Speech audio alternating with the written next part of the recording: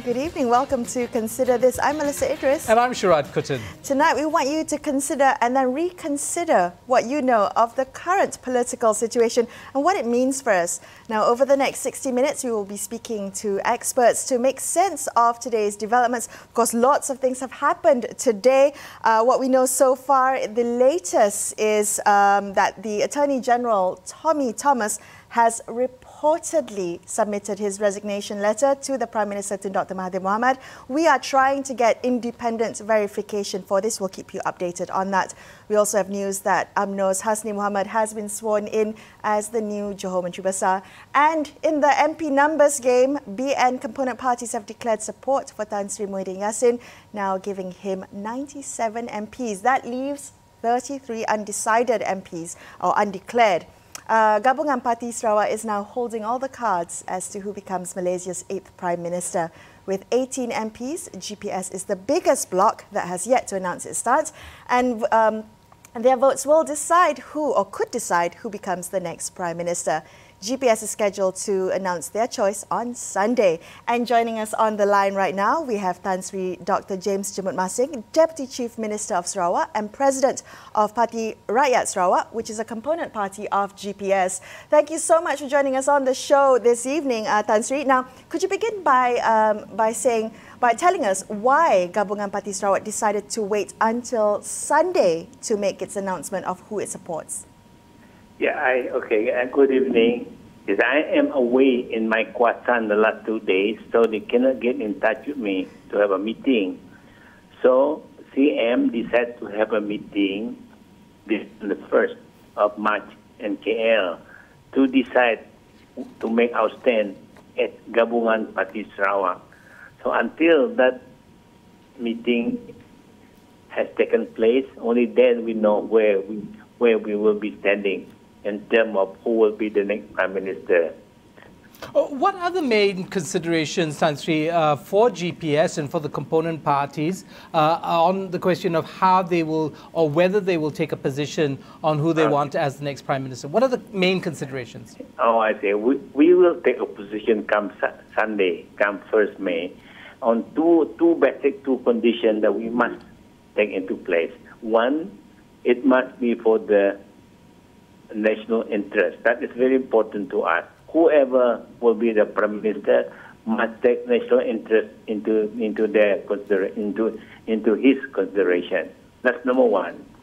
Number two, GPS will come in with gabungan yang tanpa dia.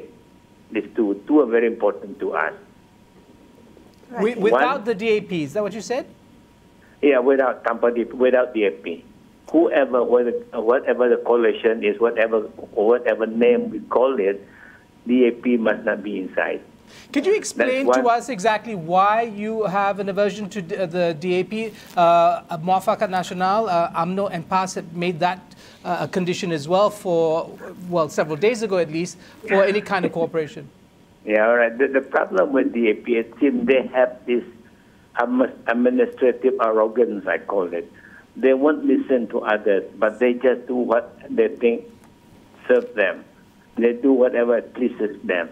And that, to us from Sarawak, is not very happy for us to be together with DAP.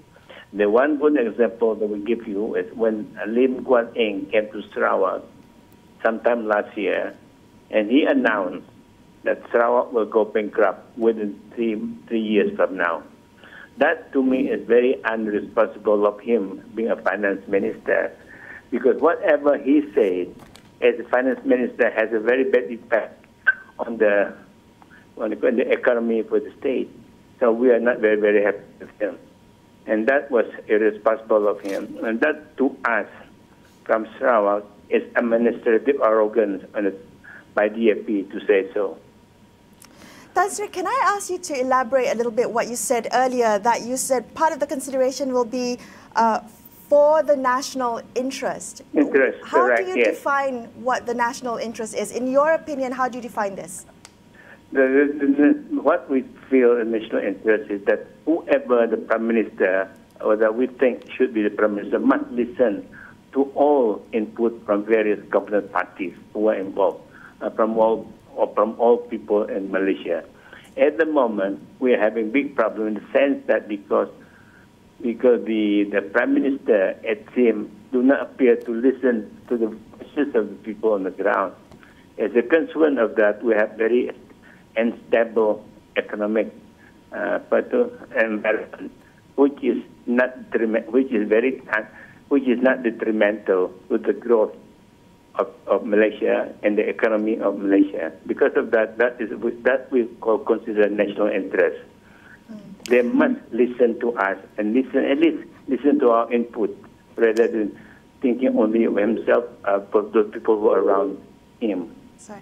Are there differences within the GPS coalition as to the best strategy to adopt, as to who to support? Well, I cannot tell you now the discussion on the 1st of March, and then we will have a serious discussion what would be the best strategy for us.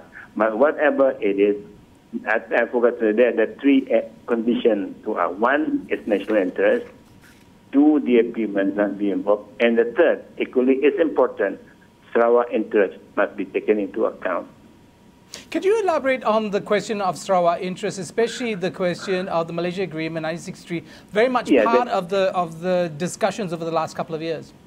It is very much so. M63 must be included into FC, to our federal constitution. As 10, I believe, that M63 is not included in. The second thing is, I think whoever be the Prime Minister later on must take into consideration our asset on oil and gas. If Petronas must be more kind and more liberal to our interests as far as Petronas is concerned. Because that revenue from Petronas is the one that will keep Sarawak alive and develop our infrastructure. We are so far behind from West Malaysia that Petronas must be very kind to us and look at us in a more kind of light. And that is the condition that we require for whoever the next Prime Minister will be. Well, conditions also include positions in cabinet. Are you looking at particular numbers? I know that yourself and because a lot of Sarawakian leaders have complained over the years that they have not been given the most important portfolios. Yes. And so on and so forth. That's correct. Well, of course, we will talk with who will be the Prime Minister, and hopefully that whoever he is will consider our request. At the moment, I am not willing to say what position we want and so on, but we will discuss it on Sunday and decide what we will decide to do and what are the positions that Sarawak needs the most.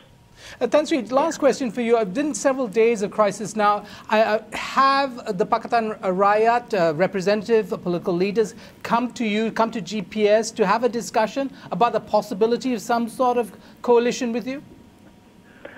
No, not yet. Not yet. Not that I'm aware of.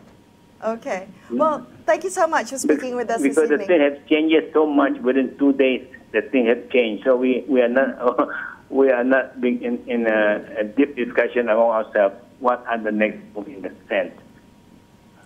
Understood. Yes, we will be watching out for the announcement to be made. Are you expecting the announcement to be made on Sunday, immediately after the meeting, Tan Sri? Yeah, I'm sure, so that there will be no more question of what is GPS, what is GPS siding with, and whom do we want to be the next Prime Minister. We will inform the necessary authorities and the press of what our opinion are then. All right, well, thank you.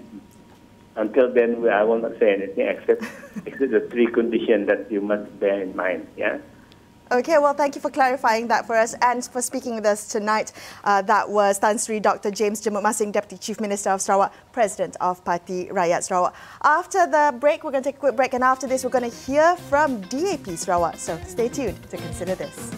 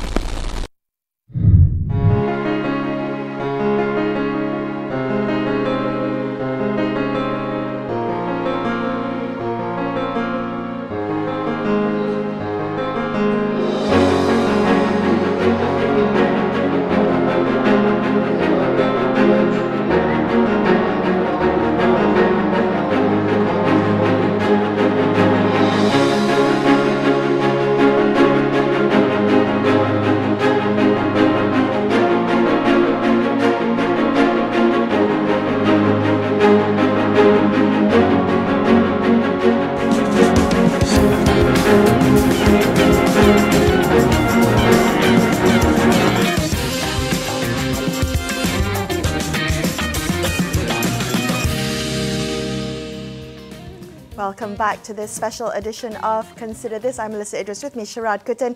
Earlier we spoke to Tan Sri Dr. James Jemut Masing, Deputy Chief Minister of Sarawak and President of Parti Rakyat Sarawak. Let's continue our focus on Sarawak as we have joining us now Dr. Kelvin Yee, Bandar Kuching MP and Sarawak DAP Youth Secretary. Dr. Kelvin, thank you for joining us this evening. Can I begin with getting your current read on the situation? Hello, good evening. Hello. What's your read on the current situation now? Good evening. Thank you so much. Dr. Kelvin? I think right now the stand of Pakatan Harapan has... Yeah? Can you hear? Yes, go ahead, yes. So basically currently the Pakatan... currently the Pakatan Harapan stand has been clear. I think we believe that the mandate was given in the last general election by the people for a PH-centric government that is bounded by our reform agenda, that is also bounded by the manifesto that was given. So that is why we chose to propose to Dr. Anwar Ibrahim, Dato' Sri Anwar Ibrahim, as our candidate during our visit to the Agong and the Istana. And because we believe that he was part of the promise that we gave to the people, that there will be a transition from Tun Dr. Mahathir, which we appreciate all his commitments and his hard work during the last election. However, we have invited him to the Presidential Council, and he was more insistent on forming at that time a unity government that was not bounded by the reform agenda. And that is why we proposed Anwar Ibrahim as our candidate. And that is the stand and principle that we are taking, because we are not here to just protect Pakatan Harapan, but we are actually here to protect the mandate that was given by the people. So that is why, in our view, it is very important that we are allowed to continue the many things that we have been doing. Let the people evaluate and judge us after the 5 years, after the mandate has been taken, but let us carry on the voices and the mandate of the people, at least for this term. Kelvin, are you, as a political leader, willing to risk the loss of power at the federal level in kind of keeping it kind of pure, in not considering the possibilities of any other kinds of coalitions together with Dr. Mahathir's unity government or together with GPS? Is that something you wouldn't consider at the risk of losing power at the federal level? I think we have been pretty clear that one of the main conditions that it will be a PH-centric government. And a PH-centric government does not mean that it has to consist of the 4 original partners plus 1 Warisan, of course, but is that as any partners, whether Warisan, whether GPS, or even certain individuals that are willing to abide by the reform agenda that we have, they're willing to abide by the mandate and the manifesto and the promises that we have given, so that the people can then evaluate the performance of the Pakatan Harapan government. So again, as actually our leader, Saudara Lim Kit Siang, has mentioned yesterday, if I'm not mistaken, he says that any form of model of government, any arrangement of government, it has to be based on the Pakatan Harapan foundation or principle. I'd like to get further clarification from you in terms of how the federal level dynamic of affect politics within the territory of Sarawak. I think what happens on the federal level has a big impact on us in Sarawak as well, because we are part of Malaysia, and the political dynamics in of course Malaysia, in Semenanjung even, will affect the changes in Sarawak. because a lot of things, as we know in our system, the federal government is quite powerful. A lot of the state is still dependent a lot on federal funding, federal policies. Most of the agencies or the ministries are still on the federal level. So that is why what happens on the federal level in terms of realignation of coalitions as well as policy changes will definitely have a big impact on us. Not just policy changes, but also even the promotion or spirit of multiculturalism, multilateralism, and all this is very important principle that we hold on and holds very close to the hearts of Sabahan and also Sarawakians. Kelvin, is there a question of a lesser evil? And this is because of an argument that's raging in the peninsula that between allowing for Dr. Mahathir's unity government, that of course may be not coterminous with the Pakatan Harapan's original agenda expressed in its manifesto and so on and so forth, but that's a lesser evil than allowing, in fact, PAS and UMNO, together with some elements of Bersatu, to come back and take over government and push an entirely different agenda, perhaps even rolling back some of the reforms. Do you see it in terms of a lesser evil? I think we have to look at the principle of the unity government proposal itself. Of course, on the surface, it sounds very attractive. A unity government where people put aside their partisan interests for the national interests, as well as people selected on merits, and not partisan values. It sounds very attractive to the general public, but if we really examine, especially the political climate that we are in, this is making very big assumptions on especially people's values and principle towards the people. Because in my view, if really all our politicians are fully putting the people's interests above themselves, this Langkah Sheraton or this Sheraton move wouldn't have happened in the first place. So with a unity government, we will see such individuals, including those from PAS and UMNO, being part of this unity government. And then this gives a lot of power to one man. I actually see this not just as a unity government, but it's a one-man government, where merits is based on his own evaluations, merits is based on his own perception or viewing. So again, there is very little accountability and the ability to pick candidates outside of even those being elected. Again, how can they be accountable to the electorates at the end of the day? So we see, in principle, there is a famous saying that absolute power corrupts. So in principle, this is not what we want. We have learned from the track record as well as the history of Malaysia.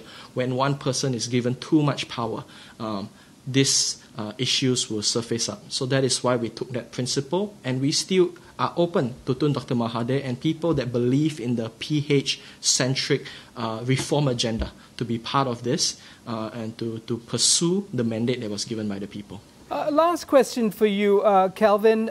We just spoke to Tan Sri James Masing, who said that the three conditions that GPS has is, in terms of making a choice of who to back, is one, national interest, second, Sarawak interest, but more importantly, they won't join a coalition that has DAP in it, and the reason is administrative arrogance. That's an expression he used to describe the way that Lim Guan Eng and the DAP conducts itself. What do you make of this statement? I think there is a certain paradox to his statement, because if he says that one of the main consideration that he has is a national interest, then how would they allow any personal or maybe personal grievances against the DAP cloud that decision? So it's at the end of the day, what they are saying is they rather work with UMNO, we know many of them are going through corruption trials. It was a kleptocratic government, as well as PAS that are pushing right-wing conservative sentiments that, again, it is contra and it's contradict the culture that we practice here in Sarawak and also in Sabah. So again, of course, we hope that GPS will make the right move, because let not their personal grievances or even preference for individuals hinder them from looking at the bigger picture in building a new Malaysia, as well as, in my view, protect this multiculturalism principle that we uphold very importantly. Well, thank you so much for speaking with us tonight. That was Dr. Kelvin Yee, Bandar Kuching MP and Sarawak DAP Youth Secretary. So I guess we're hearing several sides of the story now from Sarawak. We with James Marsing earlier as well. We're going to have to wait till Sunday to hear back to know how who GPS supports and if they could be the kingmakers in Malaysia's 8th Prime Minister. We're going to be taking a quick break, and after this we'll be back with Edin Khoo, Founder and Director Pusaka, as well as Bridget Welsh from University Nottingham, Malaysia. Stay tuned to Consider This.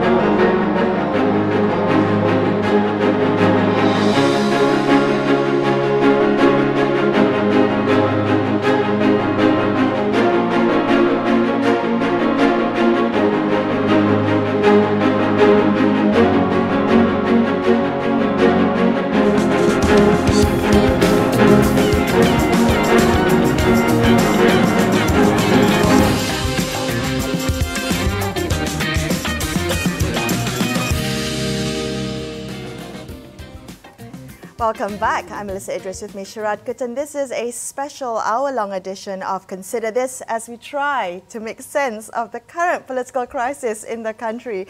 We have in the studio with us tonight Edin Khoo, Founder and Director of Pusaka and a cultural activist, as well as Bridget Welsh, Honorary Research Associate of the Asia Research Institute at University Nottingham, Malaysia. Welcome to the show.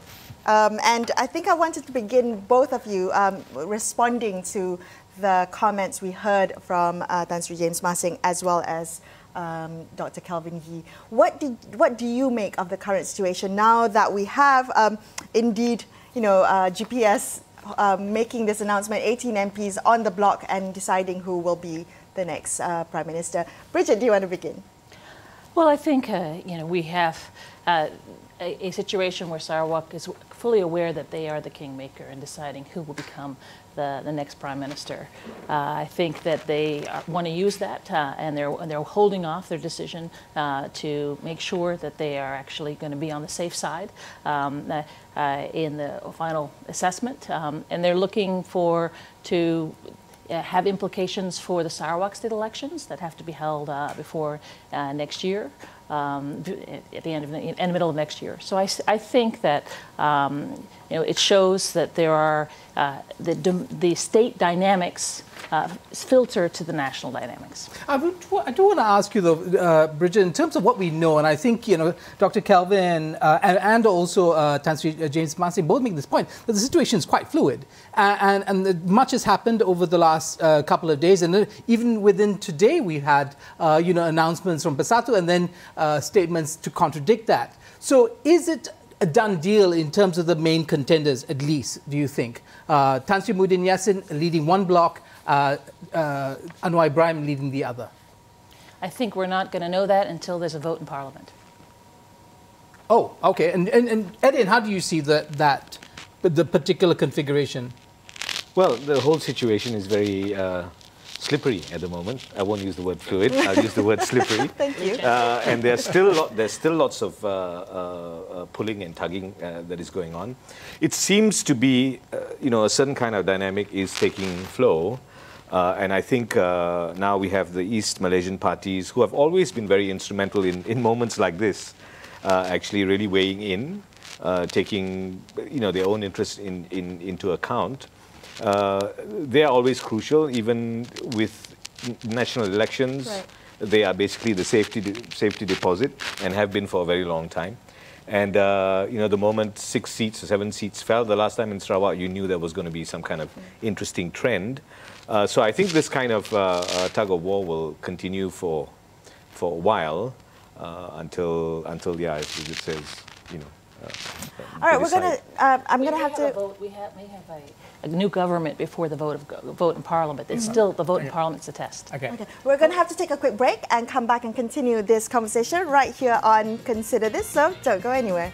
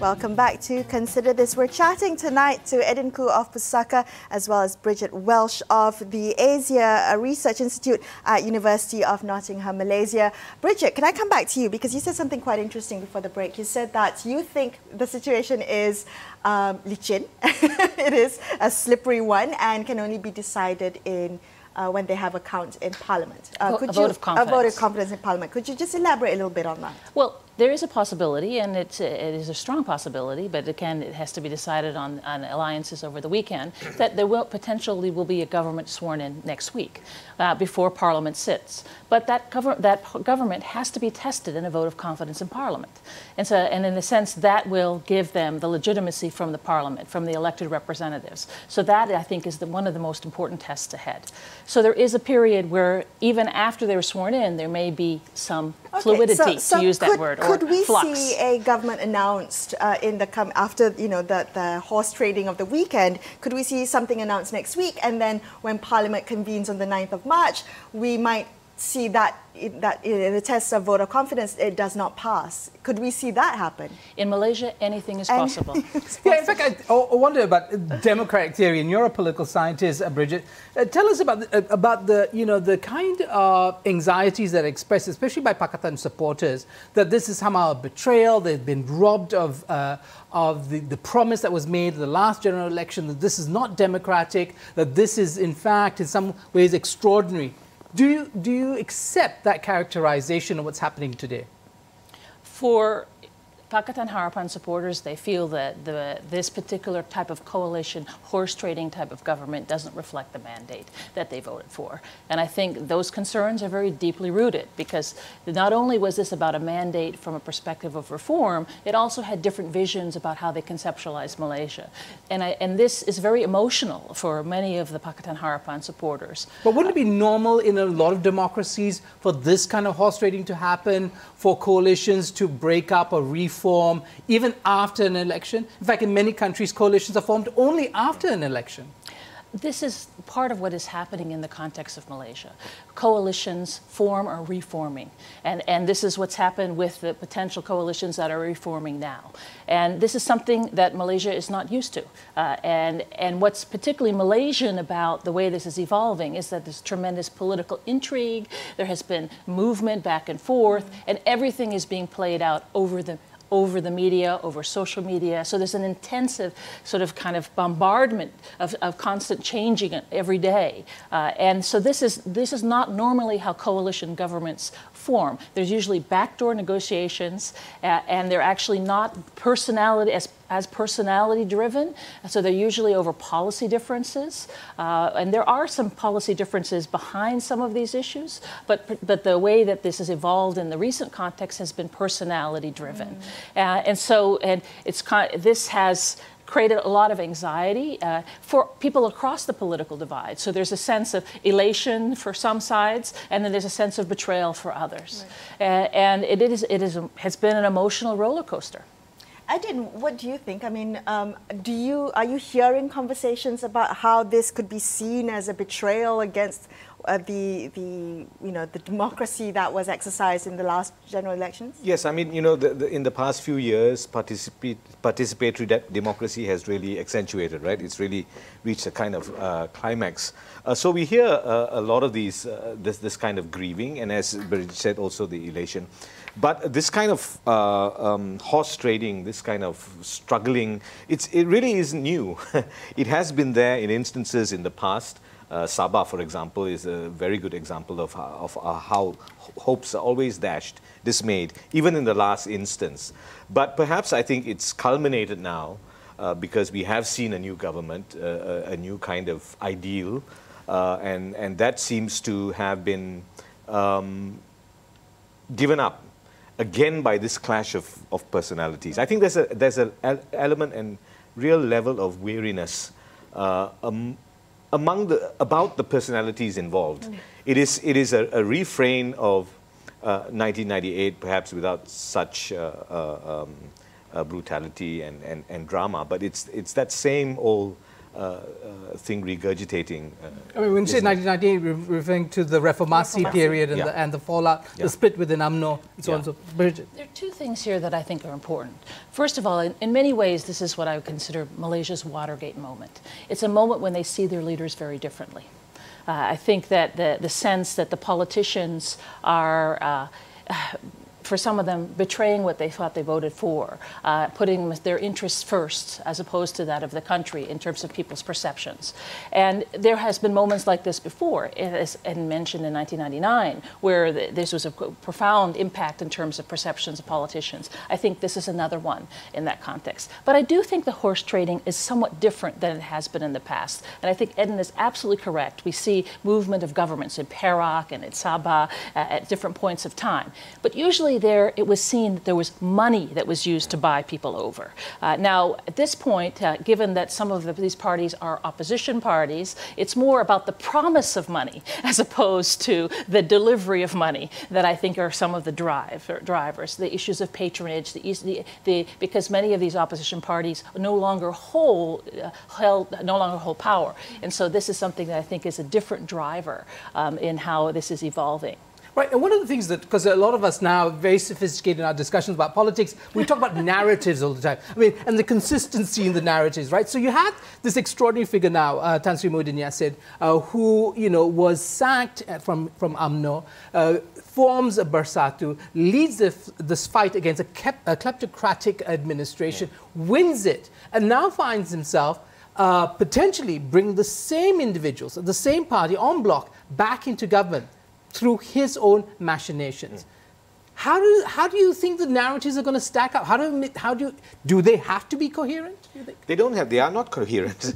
They are not coherent, and some kind of coherency has to come from this. Tan Sri Muhyiddin is a very, very interesting figure. Yeah. I mean, a real dark horse in politics. I mean, the last time when he was dismissed as Deputy Prime Minister wasn't the first time that he was marginalized. In 1999, again during the Reformasi period, he had to take a back seat for a while. So he's had this constant evolution. If you asked someone about Tan Sri Muhyiddin as a minister, people will be quite vague about, you know, what ministries he has been in.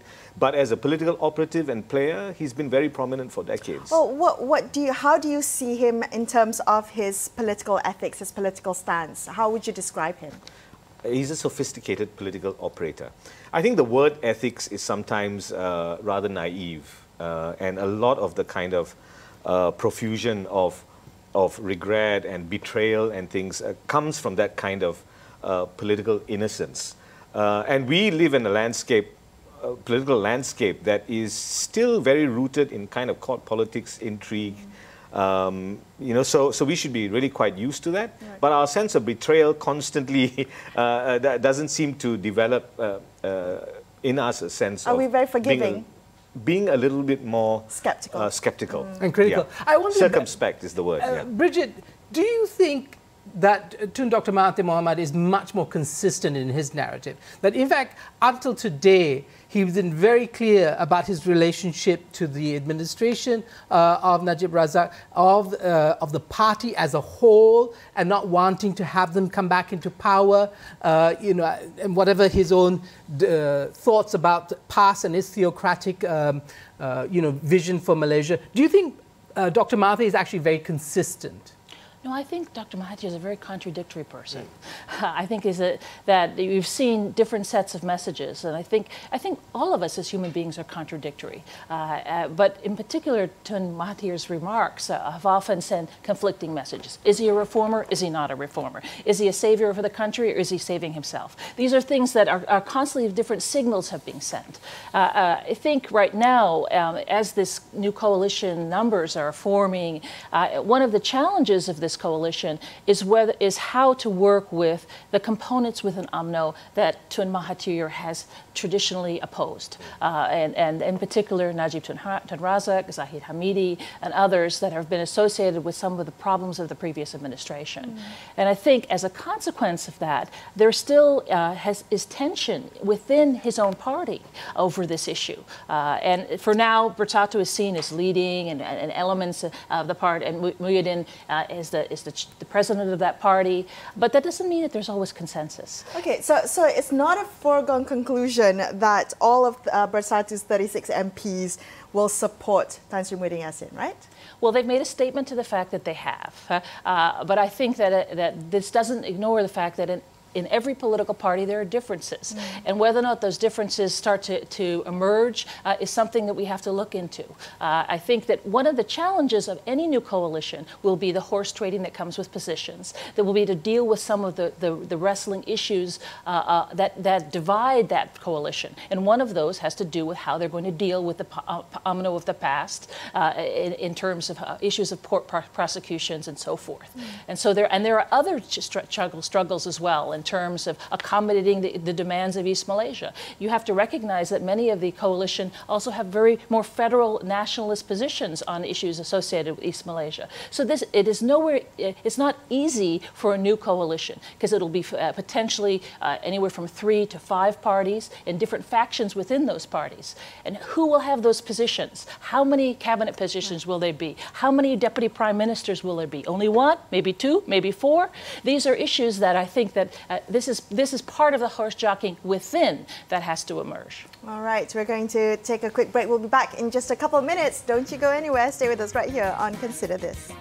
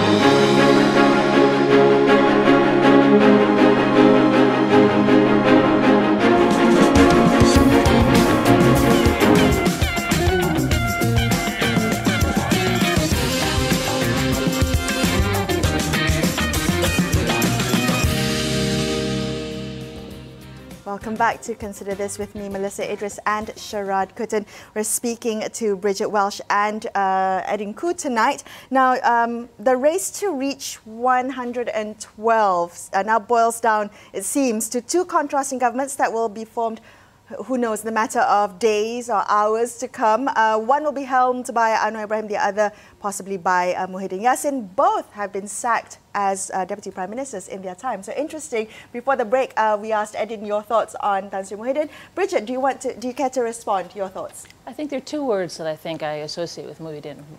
One is that he is a very calculating tactician, and I think he has also been maybe a quiet but capable administrator. I think that in his ministries, and of course he also has very strong Malay identity, and that has been something that has branded him in terms of his political career. Well, in fact, let's talk about being a good administrator. I mean, one of the big challenges for Bersatu is a very young party. It comes out of a particular crisis within UMNO. So what we see now, the shape of Bersatu, I mean, how is it a symptom of the fact that it's still evolving in many ways? Bridget? It's tied to, it's a party that is actually, has to come out of the shadow of Tun Mahathir. And I think in some ways Muhyiddin will have the chance to do that. But his identity is still very closely linked to that of UMNO in terms of issues associated with patronage, issues associated with ethnicity. So it is going to be a challenge for this party. And Muhyiddin is perhaps more than Mahathir going to be the one that brands it for how it moves in the future. Yeah. Let's talk about PAS. And and I asked you, Eddie, because you work in Kelantan quite a bit and have watched the past government there for decades now, because that, in fact, at least for the Liberal set in the Klang Valley, is the great spectre, you know, much more than the problematic or corrupt individuals in UMNO. The spectre of theocratic rule, PAS coming in at the federal level. What could you suggest to us about how to think through the question of PAS? To be absolutely honest, I think PAS is the factor that might actually break this coalition, even though it has come together. Because they are very, very convinced now of their kingmaker position. And then, you know, when a party is of that point of view, it enters a psychological terrain. And I think the tensions within the ruling coalition will be burdened, I think, by this kind of pass in high. Yeah. Interestingly enough, actually, in the lead up to the last general election, that's exactly how they thought they were going to position themselves as kingmakers. Bridget, your thoughts on PAS as part of this coalition? Sebarang maklumat ataupun sebarang berita yang seperti mana kita tahu, gembar-gembor yang telah pun dinyatakan secara publik, di mana calon Perdana Menteri yang ke-8 iaitu Tan Sri Muhyiddin Yassin. Jadi saya di sini bersama-sama dengan rakan-rakan armada yang lain, kami merupakan suara akar umbi armada, ingin menyatakan sokongan penuh terhadap Yang Berhormat Tan Sri Muhyiddin Yassin selaku Perdana Menteri yang ke-8 Malaysia. Jadi kami merasakan di dalam kekalutan yang sedang berlaku politik kita pada hari ini, mudah-mudahan kita mendapat peluang untuk mempercepatkan menyelesaikan semua masalah ataupun kemelut yang berlaku sejak beberapa hari yang sebelum ini. Boleh tak terangkan bagaimanakah pendirian Ketua Armada sekarang dan boleh kami tahu di mana keberadaan sekarang? Yang itu saya tidak dapat untuk memberi maklumat lanjut kerana saya sendiri pun tidak mendapat apa-apa respon daripada beliau. Apa yang boleh kami nyatakan di sini, kami Armada Akar Umbi memang menyokong penuh terhadap apa sahaja keputusan daripada kepimpinan parti kami melalui Majlis Pimpinan Tertinggi, dan kami mendukung penuh kepada Presiden kami iaitu Tan Sri Muhyiddin Yassin, dan apa sahaja keputusan kami akur, dan mudah-mudahan kita akan membentuk sebuah kerajaan yang lebih kuat, yang membawa suara akar umbi, yang membawa suara rakyat secara keseluruhan, yang membawa agenda Melayu, Islam dan seluruh Bumiputera rakyat Malaysia secara amnya. Termasuk bekerjasama dengan UMNO dan PAS. Ya. Tak ada perasaan negatif ke? Sebab dulu kan PBBM said to be we are not the same with UMNO. Kita perlu memikirkan tentang kesejahteraan secara lebih luas, di mana hari ini kami merasakan keperluan utama adalah menstabilkan apa yang sedang berlaku pada hari ini, iaitu kemelut politik. Jadi kami merasakan kami daripada Armada Sayap Pemuda ingin melihat satu lanskap politik yang baru, yang lebih hari ini menjawab persoalan-persoalan dan isu-isu yang sensasi di mana yang melibatkan politik, dan kita sangat berharap agar rakyat dapat bertenang dan diselesaikan semua masalah yang sedang melanda pada hari ini. Itu yang lebih utama. Kenapa Armada rasa kerjasama dengan parti lain boleh dapat menyelesaikan apa-apa kemelut yang berlaku ketika ini?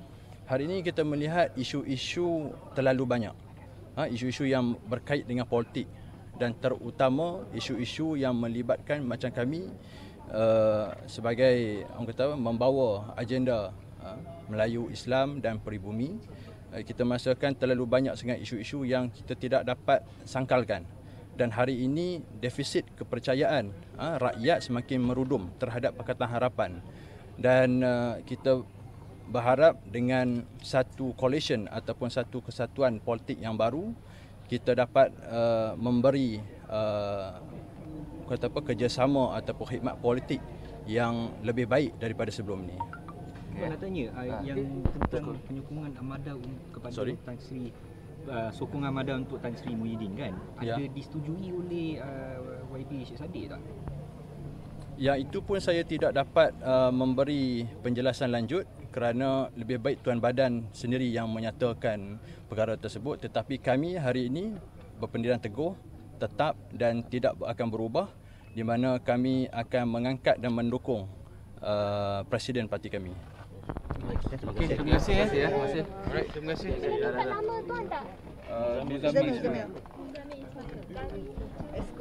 Esko Armada Nasional. Kuria bro. Kita. Oh.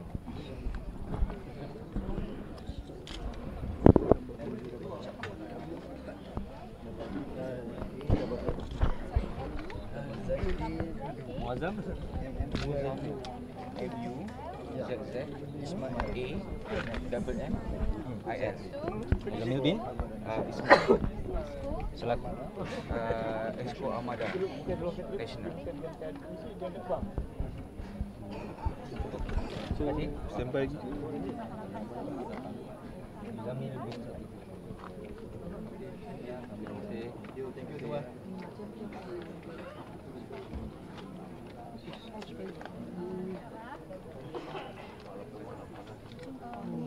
Lagi ya? Masing-masing dengan badan.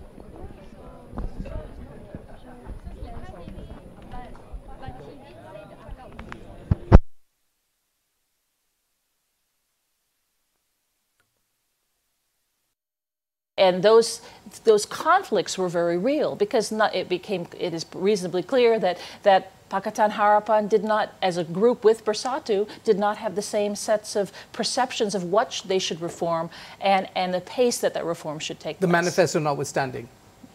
Edwin, what do you think about the regrets that Pakatan could have in terms of implementing reform? Because I wonder whether Bridget says you wish that the reform pace was faster. I wonder whether the measured pace that we already saw had increased the anxiety to a level that we're seeing today. I think one of the things that kind of baffled me about Pakatan was why their communication skills were so poor.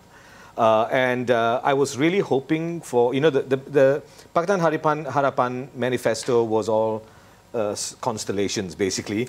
But I think that could have, yes. But I was looking for a government that would be more interactive, that would be more engaged with ideas, and would have the communication skills. We had a very, very uneven cabinet. I mean, we had some ministers, I think, who performed very, very well. We had some ministers who, really what? Laughable. Is that what you're going to say? Okay. And then there were ministers whose communication skills were so poor, they came across only as black shoes ministers, when actually they did pretty remarkable things for the short time that they were there. I know I engaged with him on Mazli on a very long and open, liberal, very good, but very uneven.